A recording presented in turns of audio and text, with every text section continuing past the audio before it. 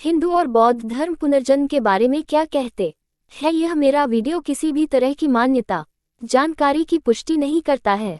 किसी भी जानकारी या मान्यता को अमल में लाने से पहले संबंधित विशेषज्ञ से सलाह लें। बुद्ध ने कहा है, कुछ चीजें हैं जो सोच से परे हैं और अगर कोई मनुष्य उनके बारे में बहुत अधिक सोचने की कोशिश करता है तो वह उसे कभी भी हल नहीं कर पाएगा। बौद्ध भिक्षु नंदीसेना ने बीबीसी मुंडो से कहा, इनमें से एक है कर्म या कर्म के नियम को समझने की कोशिश करना और दूसरा है ब्रह्मांड की उत्पत्ति के बारे में कयास लगाना, चाहे वह बनाया गया हो या नहीं। कर्म पाली भाषा का एक शब्द है। इस भाषा के बहुत से शब्द संस्कृत शब्दों से मिलते जुलते हैं। भगवान बुद्ध ने अपने उपदेश पाली भाषा में ही दिए हैं। इसे संस्कृत में कर्म कहते हैं। मेक्सिको में हिस्पैनिक बुद्धिस्ट स्टडीज IBH से जुड़े नंदीसेना कहते हैं कि जब बौद्ध धर्म लोकप्रिय हुआ तो बहुत से विद्वानों ने संस्कृत का इस्तेमाल करना शुरू किया। हालांकि बुद्ध ने इसका इस्तेमाल नहीं किया है। ये कॉन्सेप्ट बुद्ध की परम वास्तविकता की खोज का हिस्सा है। यह एक अवर्णनीय सच्चाई है जो परंपरागत वास्तविकता से बिल्कुल अलग है। हालांकि पुनर्जन्म की तरह ही कर्म भी एक बेहद जटिल अवधारणा है। बौद्ध धर्म और हिंदू धर्म में इससे जुड़ी कई शिक्षाएं और परंपराएं हैं। दो शोधकर्ताओं की मदद से हमने इन्हें समझने की कोशिश की है। बौद्ध धर्म में राजकुमार सिद्धार्थ, जिन्हें बाद में चलकर बुद्ध के नाम से दुनिया ने जाना, उनका जन्म 2500 साल पहले एक शाही परिवार में हुआ था। ये जगह अब नेपाल में है। एक राज परिवार में पैदा होने के बावजूद एक घटना से उद्वेलित होकर उन्होंने राजपाट, विशेषाधिकार, भोग विलास सब कुछ का त्याग कर दिया और आध्यात्मिक ज्ञान की प्राप्ति में निकल पड़े। सालों के तप के बाद वह बुद्ध हुए। एक अनुमान के मुताबिक मौजूदा समय में दुनिया भर में बौद्ध धर्म को मानने वाले लोगों की संख्या 370 मिलियन से अधिक है और थेरावादा जैसे कई स्कूल हैं। नंदीसेना के मुताबिक बुद्ध के उपदेश के मुताबिक क्रिया के 3 द्वार हैं। पहला शरीर, दूसरी जुबान या भाषा और तीसरा चित्त। वह कहते हैं, अपनी जुबान और शरीर के माध्यम से हम दूसरों से संपर्क करते हैं और हम अपने अच्छे कर्म कर सकते हैं या हम चाहे तो बुरे कर्म कर सकते हैं और दूसरों को पीड़ा और नुकसान पहुंचा सकते हैं। चित्त ही वह निजी द्वार है जो शरीर और जुबान का नेतृत्व करता है। बौद्ध भिक्षु के मुताबिक हर बार जब हम अपने शरीर के द्वार से, भाषा के द्वार से या फिर चित्त के द्वार से कोई क्रिया करते हैं तो ये कर्म है। क्षमता बुद्ध कहते हैं, पलक झपकने के साथ ही अनगिनत विचार पनपते और समाप्त हो जाते हैं। एक जानकार के मुताबिक कल्पना कीजिए कि एक मौखिक या शारीरिक क्रिया के दौरान, जो किसी एक निश्चित समय तक हो सकती है, उस दौरान अनगिनत विचार पनपते हैं जो हमें उस क्रिया को पूरा करने के लिए प्रेरित करते हैं। हर उस क्षण को हम एक कर्म कह सकते हैं या फिर इकाई, और अगर तकनीकी तौर पर कहें तो ये कर्मा है। यानी कि हर वक्त जब हम ये कहते हैं कि कुछ करो या कुछ सोचो तो उसमें हमारी एक नियत होती है और हम एक क्षमता पैदा करते हैं।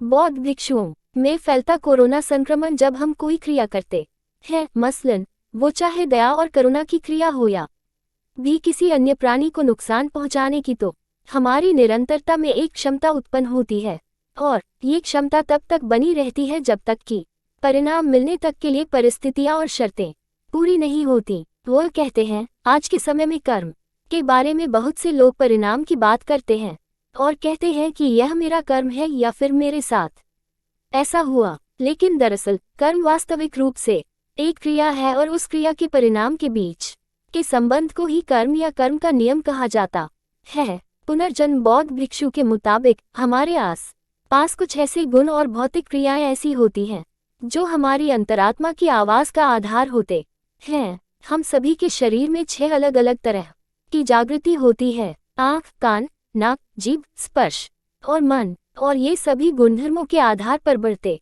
हैं। जब ये भौतिक गुण खो जाते हैं तो मृत्यु हो जाती है, लेकिन मानसिक जागृति मृत्यु के तुरंत बाद ही एक क्रिया का अनुसरण करती है और यह जीवन के पनपने से जुड़ा होता है।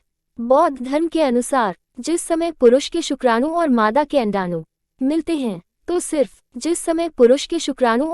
अंडाणु मिलते हैं तो सिर्फ माता और पिता के अतिरिक्त एक बाहरी आरोपण भी होता है जिसे हम कनेक्शन कहते हैं। यह वह समय होता है जब चेतना का आधार बनता है, जिसके विकास के लिए कई तरह की सेंसरी फैकल्टी संवेदी संकाय विकसित होती हैं। उनके मुताबिक हम पुनर्जन्म शब्द का इस्तेमाल नहीं करते हैं क्योंकि असल में ऐसा कुछ भी नहीं होता है जो एक क्षण से दूसरे तक हो। यह एक निरंतरता है, लेकिन इसकी कोई पहचान नहीं है। पिछली जागृति से जुड़ा ऐसा कुछ भी नहीं होता है जो एक साल के तौर पर अगली जागृति को मिलता है। हालांकि वह मानते हैं कि बौद्ध धर्म की कुछ शाखाएं ऐसी हैं जो पुनर्जन्म जैसे शब्द का इस्तेमाल करती हैं, लेकिन वह आगे कहते हैं तकनीकी तौर पर हम रिकनेक्शन शब्द का इस्तेमाल करते हैं जो सीधे तौर पर पाली के एक शब्द का शाब्दिक अनुवाद है। हालांकि पुनर्जन्म शब्द का इस्तेमाल करना लोगों को अधिक समझ में आता है। हिंदू धर्म में जन्म लेने वाले की मृत्यु निश्चित है और मरने वाले का जन्म निश्चित है, इसलिए जो अटल है, अपरिहार्य है, उसके विषय में तुम्हें शोक नहीं करना चाहिए। भागवत गीता बनारस हिंदू विश्वविद्यालय के संस्कृत भाषा शास्त्र के शोधकर्ता ऑस्कर पुजोल ने बीबीसी मुंडो को बताया, प्राचीन भारतीय दर्शन और विचारों में कर्म और पुनर्जन्म के अस्तित्व को लेकर पूर्ण सहमति है। वे यातना देकर हाथियों को मार देते हैं और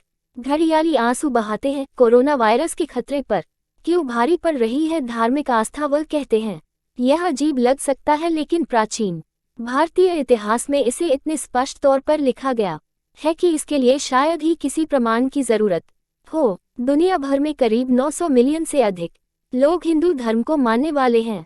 भारत और नेपाल हिंदू बहुल देश हैं। बीबीसी रिलीजियस यूनिट के मुताबिक दूसरे कई धर्मों की तरह हिंदू धर्म का कोई एक संस्थापक, एक ही धर्मग्रंथ और एक जैसी ही सर्व स्वीकृत शिक्षा नहीं है।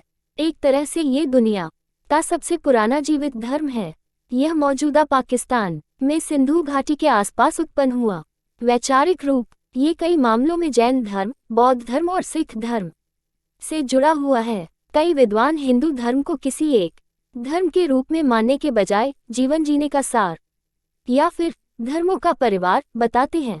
साधारण नियम पुजोल के मुताबिक हिंदू दृष्टिकोण से कर्म एक तरह का नियम है, खासतौर पर इस भौतिक दुनिया के लिए, इस दुनिया में रहने वाले लोगों के लिए। कुछ लोगों का मानना है कि यह गुरुत्वाकर्षण के नियम की तरह है।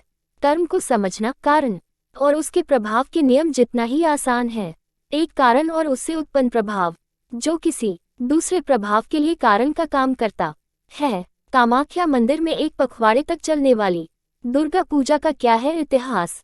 बांग्लादेश में दुर्गा पूजा स्थलों पर हमले के बाद शेख हसीना ने भारत को भी दी नसीहत, और यही कारण और प्रभाव की निरंतर चलती प्रक्रिया ब्रह्मांड और मनुष्य के अस्तित्व की रचना करती है। लेकिन ये सिर्फ भौतिक क्रिया तक ही सीमित नहीं है, इसके नैतिक आयाम भी हैं। तो सकारात्मक क्रिया का परिणाम सकारात्मक होगा और नकारात्मक क्रिया का नकारात्मक।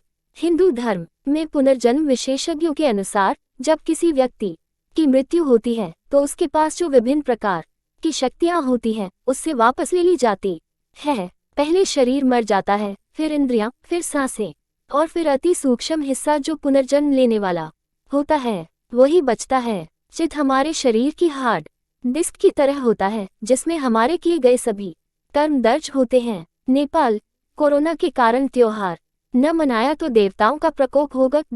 दुख राजस्थान के बुलेट वाले देवता पर बन गई।